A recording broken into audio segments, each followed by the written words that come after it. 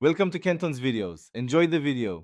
In this video, I will explain how to make Zobo that tastes like wine. First, gather your essential ingredients. You'll need about 2 cups of dried hibiscus flowers, 1 cup of fresh ginger, and 1 whole pineapple. Make sure all your fruits are thoroughly washed. Also, prepare a clean 1-gallon fermentation vessel and an airlock. This ensures a sterile environment for your delicious homemade wine. Next, let's brew the base.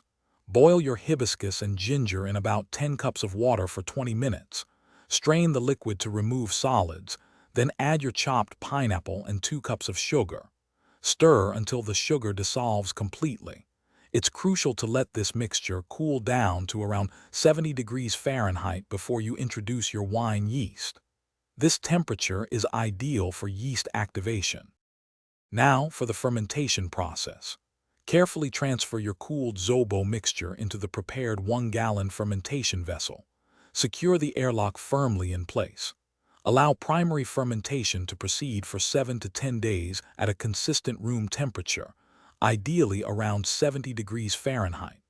You'll notice active bubbling in the airlock, which is a great sign that your yeast is hard at work transforming the sugars into alcohol. Finally, it's time for finishing and bottling. Carefully rack your Zobo wine into a clean vessel, leaving any sediment behind. Allow it to age for about 2 weeks to clarify and develop its flavors. Then, taste and adjust the sweetness to your preference with a little more sugar or a natural sweetener. Bottle your delicious homemade Zobo wine into sterilized bottles. Remember to check the description for a link to the Echo Dot smart speaker and other great deals. Enjoy your unique, wine-like Zobo creation. Thanks for watching. Consider subscribing if we helped you.